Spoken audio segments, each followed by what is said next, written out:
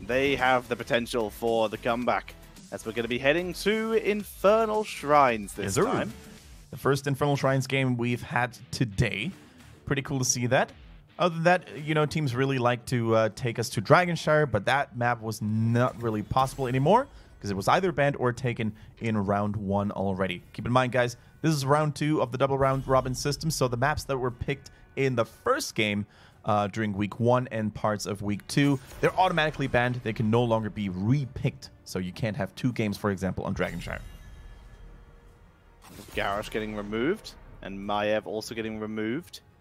Like you say, it is the opportunity to see how many times you can take your opponents through some weird matches on the odd occasion. Like we saw a lot of Braxis yesterday and the day before. None today so far, but the possibility is there. Several teams still have it hidden away in the back pocket. So we see Yrel banned out. That's going to force the Genji ban. Yep, very standard there. But it leaves Diablo open. Yeah, I'm pretty sure we're going to see at least one game of Braxis Holder today, especially when BTG enters the arena. The chance of, you know, seeing a Braxis game is always a given, especially when facing TeamNut today. Oh my goodness, can you imagine this game happen later on when both teams can't even, you know, physically change their rankings anymore? We might actually see a lot of shenanigans coming in.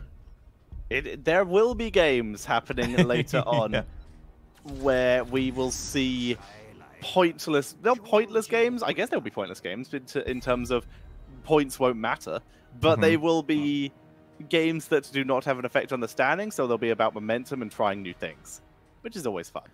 Which is always fun indeed. So already looking forward to my daily fix of Gaslow.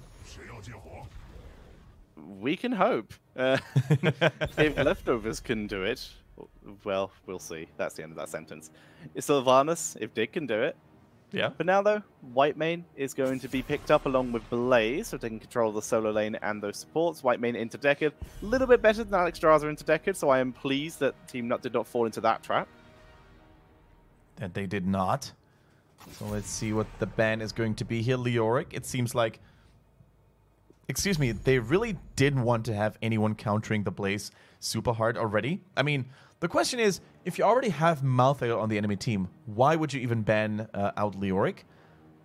True, Malthael is played in China as that 4-man rotation hero sometimes, but I think it's safe to assume that he's probably going to face Blaze in a side lane sooner or later anyways. So are they really even going to try and pick Leoric plus Malthael plus a main tank, which would make this a very melee-heavy composition? You know, remains to be seen. So that Leoric ban, a little odd. I wouldn't have done it personally, I think. We're going to be seeing the Reina Johanna. Response to that, Sergeant Hammer enters the battlefield with Jaina. Lots of sieging potential. Yeah. Coming in from TeamNut here. Good long-range poke against a hero who doesn't have a good long-range engage. Has to bless shield and then run. By the time Johanna runs within range, Hammer's going to be available, and if she hasn't already self-cleansed, then she'll be able to afterwards. I think this might be a good game for... Okay, I was going to say Nazeebo, so I do not claim to be the prophet and oracle that predicted the Zarya. But for the same reason that I would have liked to see a Nazeebo, I think Zarya can work just fine. Because with Zarya, you have that additional, you know, protection to brute force your way in. With Nazeebo, you could have actually countered the hammer in a different way, bringing it to the late game. And I think with the composition they had, which still was very scary looking, very dangerous in a 4-man rotation fighting scenario, I think that could have worked as well. But the Zarya, you know, basically making sure that they can engage without taking too much poking damage from Sergeant Hammer. I am liking this call. I agree. Like you said, they've got great range, good abilities to block damage. Their poke is now pretty good in terms of rivaling. I kind of dig it. I also think that there's a pretty decent chance we might see a Tormented Souls here, in which case dropping a shield onto a Malthael with Tormented Souls seems speed barrier. terrifying, Hello? so I really like that. Yeah, was that speed barrier, did you say? Yeah. Yes, that sounds amazing. Let's do that. Oh my god. The power Graviton Surge. Maybe we can see our first one. Graviton Surge into Tormented Souls, please. Honestly, I think it's a good talent right now. The cooldown reduction really, you know, amplified the strength and value of the Graviton Surge. The biggest drawback has always been, you know, you drop it, you miss it, and then you have to wait 100 seconds until it comes back online. Now, it's much shorter, so there's a little more room for misusage. And the explosion is not bad by any means, don't get me wrong. It can still capture people like Sergeant Hammer, but the Graviton Surge could be a nice foundation for, as you said, some Tormented Souls action, maybe even some Johanna combo up as well. And with the Rainer, you can always trap people very nicely. Now, Mercy, Atui, Malthael, Nightmare, and Dia are playing for TeamNut yet again in this game too. And on the right-hand side, it is the A-Team with LK, Olele, Bruiser, Stugos, and Yeetskuk. They are currently 1-0 up, and they have now brought out the Zarya, which they are holding their level 1 for. If they don't pick the Demolitions Expert, I'm going to be disappointed. Yeah, very disappointed. The way it works... God freaking sake. Now, I mean, okay, so here's the thought process behind it. Usually when you play Zarya, you want to analyze the team's composition, the enemy team's composition, and the more ranged they have, they rely on their ranged heroes like Jaina, like Sergeant Hammer. The more you want to keep a distance and drop those heavy-hitting grenades on a Sergeant Hammer in particular, who can't move, who can't run away in time. With auto attacks, you sometimes get more value against melee-heavy compositions, right? Because you hit several melee heroes at the same time. Now, LK, defying the odds here a little bit, gets punished immediately, not because of not having grenades, but because of getting too close to Diablo. That is true, but it does mean that that damage is going to be onto Diablo and Blaze, two of the melee heroes. And LK decides that once again the best strategy is to run directly at the Sergeant Hammer. Trying to soak up a little bit of damage here, trying to fill up his energy meter. At this point, they were ignoring the Zarya shields quite nicely, though. Malthael, in the meantime, on Jaina. I know that sucks. I know he plays against Malthael, which makes things even more complicated. Thanks, China nickname selection there, I guess. I would like to see, this Zarya strategy of running at the Sergeant Hammer is very reminiscent to me of, like, every fantasy film ever, where you just see a Dragonland, and the immediate reaction of all non-named characters is to run at the dragon. And it's like, he breathes fire! What are you doing? Stay back and let the protagonist deal with this. The strongest woman in the world mounting her gun and running at the tank. What could go wrong? Either way, we see Nightmare getting scouted, but doesn't look like the members of the A-Team want to assist Yeetskuk as they are busy doing their own mercenary. This was more of a show of strength. Yeetskuk trying to put some pressure on and zone away. Maybe dissuade the camp if he can get lucky. Actually, he has been able to dissuade enough, and the clear speed is so low that they are going to try and fight this. All right, Diablo holding the line, holding the position, but he's starting to get outnumbered. Reinforcements arrive, but the backline is getting pummeled by those Zarya grenades. Doesn't even need a grenade build to make those hurt. Camp is taken, but LK, full energy, is just melting Diablo, and now just melts Mercy. Oh my god, he kills Jaina unintentionally while trying to hit gets Mercy. another one. Mercy thinks about coming round, and full energy Zarya. I am fully charged and absolutely wrecks TeamNut. Wow, didn't even go for maximum charge, but still brings the pain with those grenades, with those auto attacks, and that's what we were talking about. The extra damage as long as they're, you know, in point-blank range, basically. 50% of her laser, the first 50% of her laser beam, they will deal extra damage with that heat that she was able to pick at level 1. So you don't want to get close, and Jaina made that fatal mistake of actually getting too close to Zarya. But the unintentional kill, you brought it up. I think she was aiming for Sergeant Hammer or just next level mind gaming their opponents. Was absolutely aiming for Hammer. Hammer moved up, Jaina moved forward and just ate the grenade. And just absolutely, well, excuse the pun, but felt the heat. And Zarya, as such, able to give her team a pretty good lead, and they're rotating up to top lane with the Impalers getting very close to killing off bottom fort, but it does survive barely. Bruiser got the Zarya shield, makes it out to safety though, thanks to his own teleport there on Diablo. Speaking of Diablo, he drops dangerously low. The white main healing, is it going to be enough? The Inquisition goes through, but Zarya dunks another one. She's just absolutely destroying them. What is it with the A-Team that they pick these unconventional picks and make them look like the most OP hero in the game? It's absolutely mental that this is happening.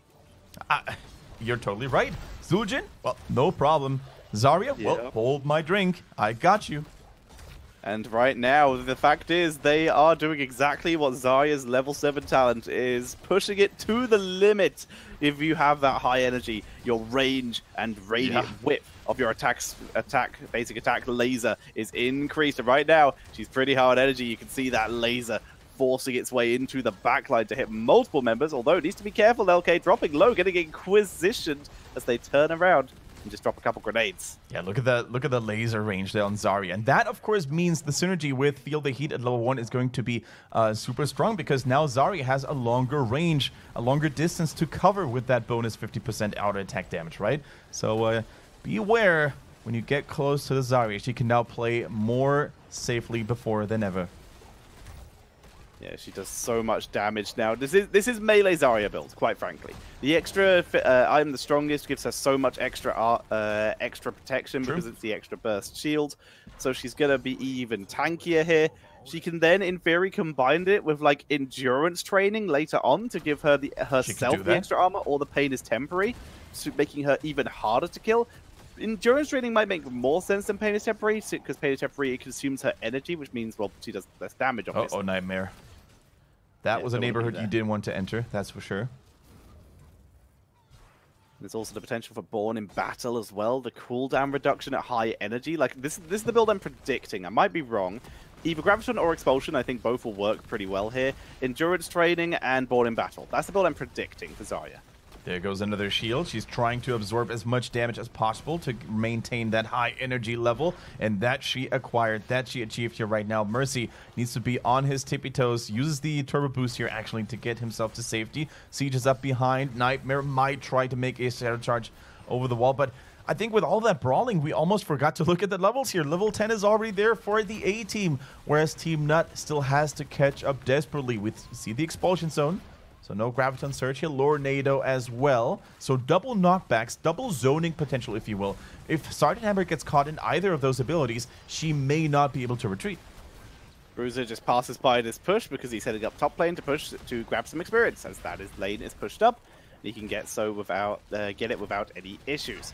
Touch a look at this. I mean, no one is side-soaking right now for TeamNut. Only now does Jaina move on to the bottom lane. They are wasting so much time and effort to basically prevent the enemy team from pushing in, which is fine, but you can't ignore those side lanes either. Sometimes it's actually better to, give up this fort if that means you get mercenaries, if that means you get more experience in, because only with level 10 can you hope to win this game. With that fort, that's probably not going to win you the game. That easy knockback by Raynor, though, stopping that engage from Nightmare with great ease. They push in the lane, trying to burn it down. Expulsion zone, not doing much, but it guarantees the fort, I guess. So as such, the A-Team continue to hold on to their lead. Malthael grabs Mercs, and everything's coming up A-Team right now. That it is. TeamNut, they're trying to really, stay in that game as hard as they can, but they're just getting outpushed, outpoked, most importantly, by that Malthael, by that Zarya, most importantly. And Raynor, of course, I think this was a situational pick here, by the way, the Hyperion. It's not really the go-to for most Raynor players these days, but when you have a 2-3 level lead almost, you want to make sure that you can snowball from there. You want to make sure that you get structures with those punishers as well because of that Yamato cannon on that Hyperion. I think that was a really nice call.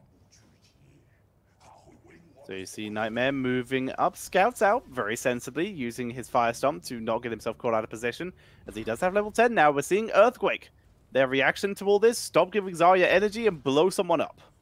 I like it.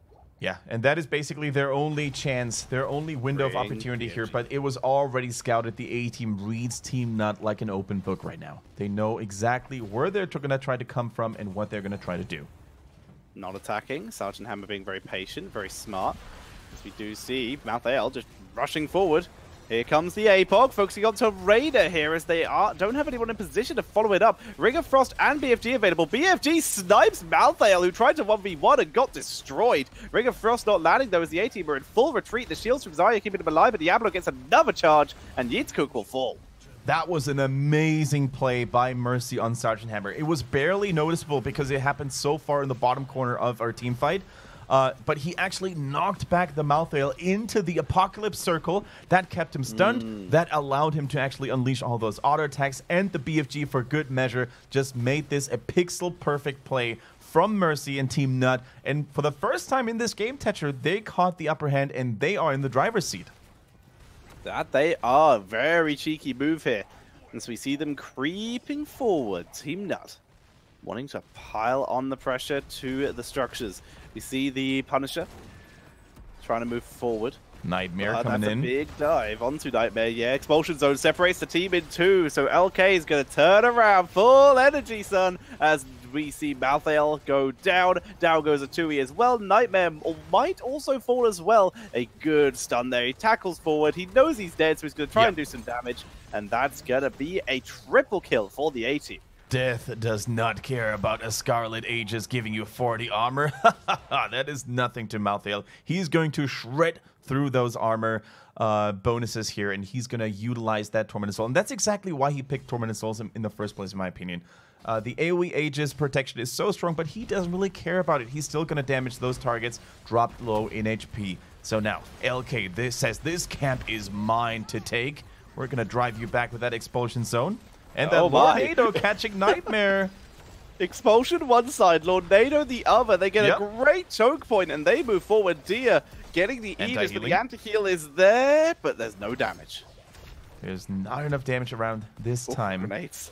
But they were able to steal that mercenary camp. That's basically all they wanted. They're keeping up the pressure here, it seems, because they realize they still have that 13 advantage. If only they had expulsions on there, that Jaina would have been a goner for sure.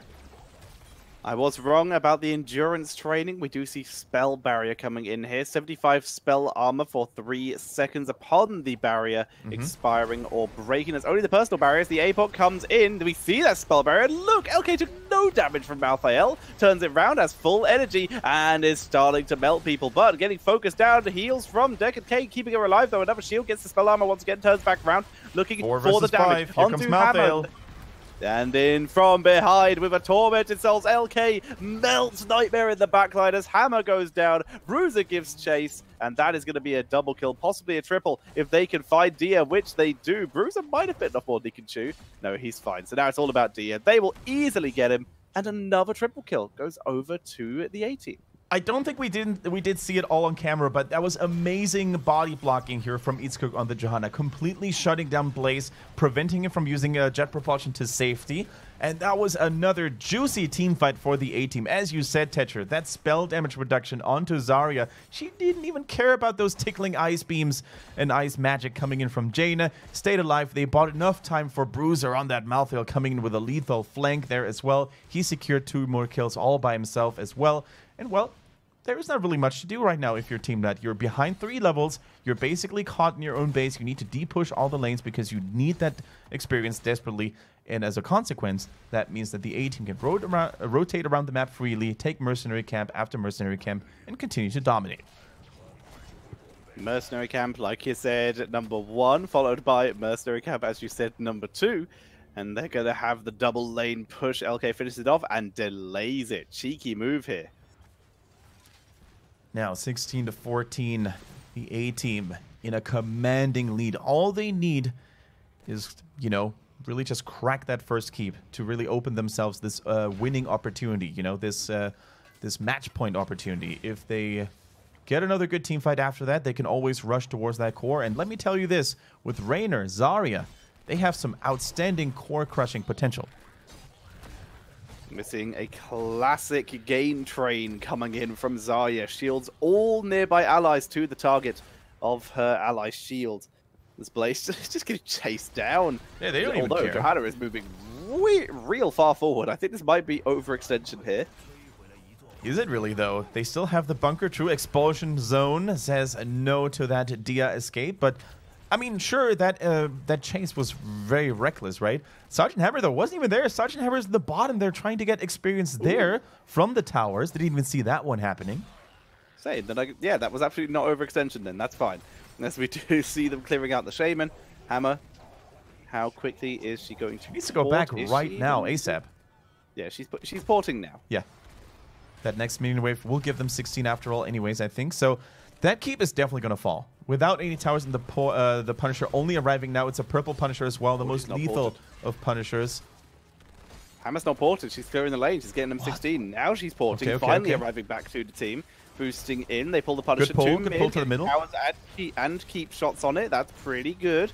Need to be careful of those Arcane Sentinels, though, to do those all that extra damage. They're all very grouped up. Don't stand like that for too long. For exactly that reason, triple punishes that Scroll of Sealing, and the Tormented Souls burns through Malthael, but he actually survives. The Ring of Frost gets the counter move onto Johanna, but she's staying alive for the moment. Jada and Hammer were the first to fall in exchange for Malthael. The Punisher is still distracted here as huge damage drops onto a Tui. Yitzcook is dropping down. And Stugos is the only healthy one here, just battering his stick onto the core. But Zarya, full energy, is just melting the core right now. No one's dealing with her. Doesn't even move. And yeah, that's going to be 2-0 for the A-Team. Once again, taking a very convincing game versus TeamNut. The perfect video material for any action movie in there. Zarya standing in oil, surrounded by flames, just keeps firing at the core, though, without even blinking an eye.